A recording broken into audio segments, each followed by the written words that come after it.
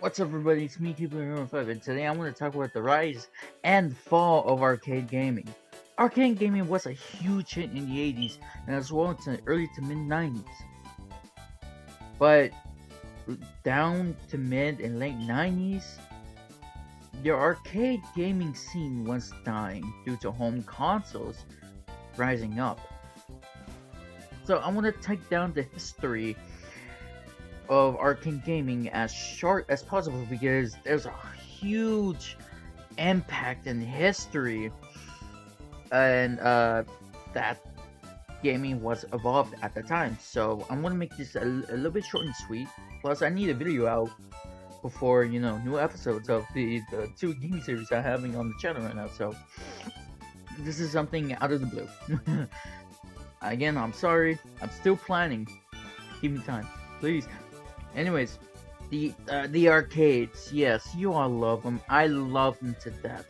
Each time I go to a retro arcade store or arcade place, they have the classic from Street Fighter 2, Marvel vs. Capcom 1, and Marvel vs. Capcom 2, Super Mario Brothers vs. Donkey Kong, bro.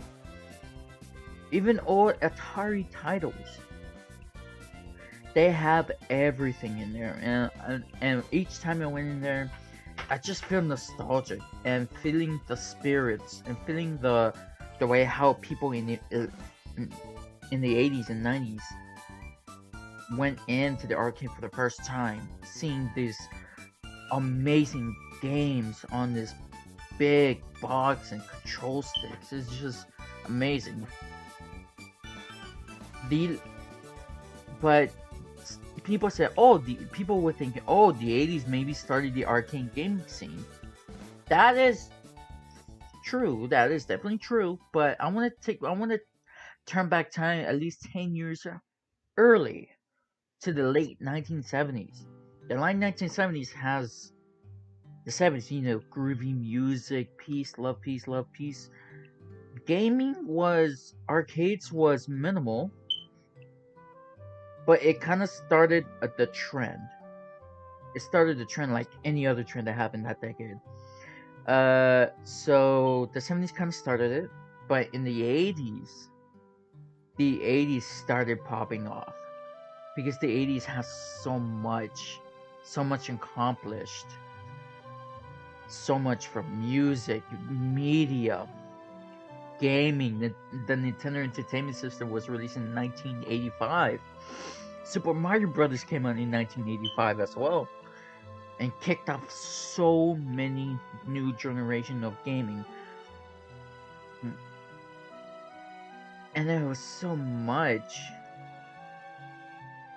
And near the late 80s to early 90s, a game that's celebrating its 35th anniversary this year started to make a huge sales. And that series called Street Fighter. Street Fighter came out into the scenes probably in the way early 90s to late 80s.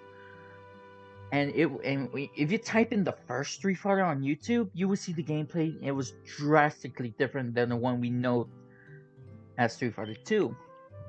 It was weird. You could also buy the 30th anniversary on current consoles. 30th anniversary, you could buy that. And because the first Street Fighter is on that collection, go ahead.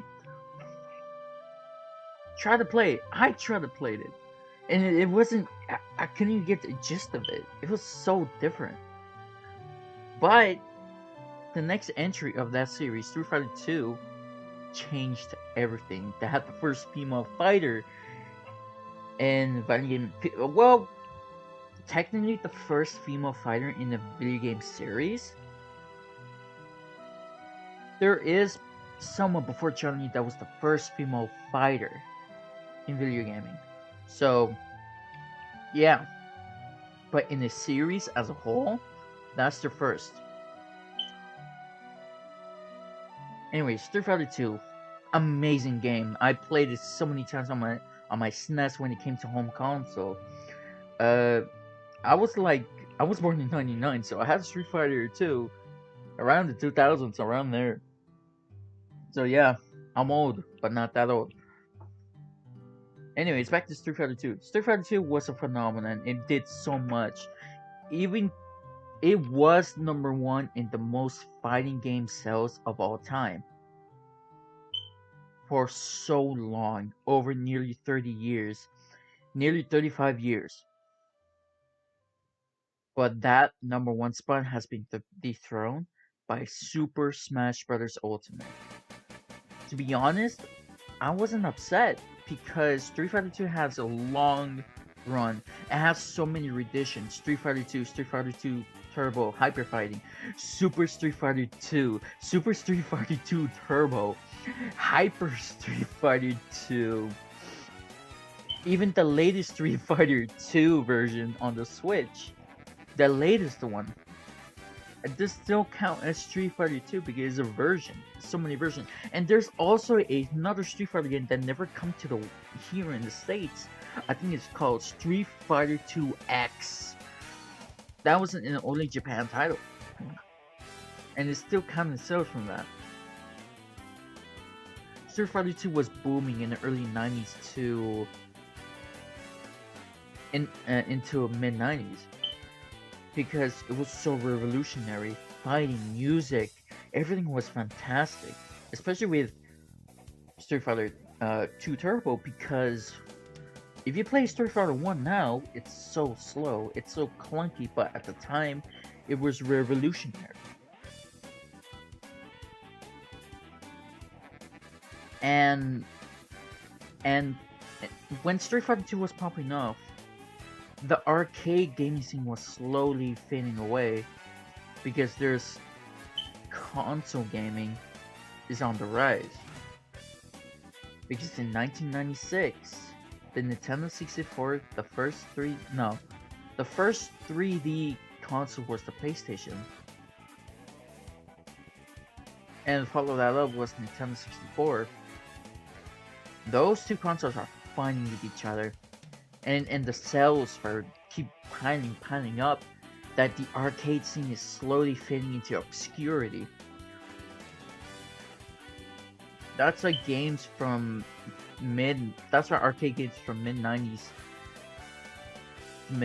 into the late 90s was getting left in the gray area. For example, Street Fighter 3, the new generation. It wasn't really doing well in sales because, like I said before, the arcade gaming scene is falling off, and not to mention, home consoles are starting to rise up.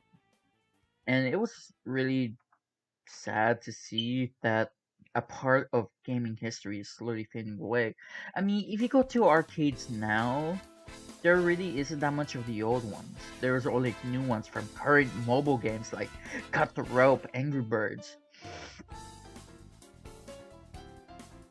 Even Temple Run. I don't know why. It's just, it didn't really feel the same. I think, if I remember correctly, there is a retro arcade somewhere like a couple of hours away from me. They still have Street Fighter 2, the Champion Edition. They have Super Mario Bros. Versus. They have our old Atari series games in the arcade. They still have Street Fighter 3 and Third Strike. I love Third Strike is my favorite game because it has my main dude Dudley. Dudley is so cool.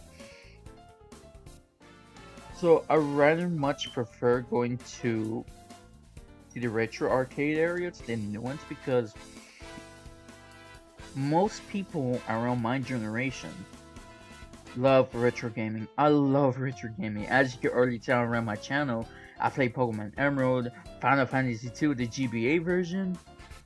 It's just I'm a retro head. I just want to feel the nostalgia what people felt back then in the 80s and 90s.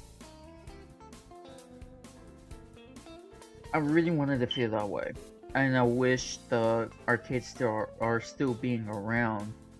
I mean, there is one company that's keeping the arcades alive. It's called Arcade 1-Up. Arcade 1-Up is a brand that keeps old arcade games in its life form. But it's still an arcade in your hands. But it's the smaller version. They're really. It felt so nostalgic when I see them. You can buy them at Best Buys. You can order them on Amazon. You can order them and stuff right now, and you would feel the same nostalgic as it was back in the 90s and 80s. You can still feel the same way. It's just I want arcades to come back, but I want arcades to came back with better hardware, with better emulation, and and stuff, I really do. So yeah, that's the rise and fall of arcade gaming. The 80s and 90s were the best time for arcade gaming. Into the mid and late 90s, of course, because home consoles. I didn't hate when arcades wasn't around that much, because I told myself, times are changing, new technologies has been developed over the years. Each year something new comes around. I mean, we have the iPhone 13 out. iPhone 14 is gonna come out next year. 14th edition of the iPhone. God damn it! I remember the first iPhone was released. I remember back in 2006, 5. The Xbox 360 came out in 2005 and 6. The Wii came out in 2006. Damn it! I remember it all. I was 7 years old at the time. It's just you had to preserve something old and remember the days that you used it. You have to keep that engraved in your mind. It's just wow. For me, this is really personal because I love playing retro games and arcades. I still play Street Fighter 3rd Strike on my Switch on the 30th anniversary, and still played it. It's so good.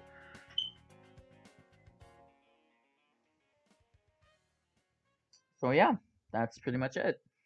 That was the rise and fall. Or did I say that? I don't know. So yeah, that was the rise and fall of arcade gaming.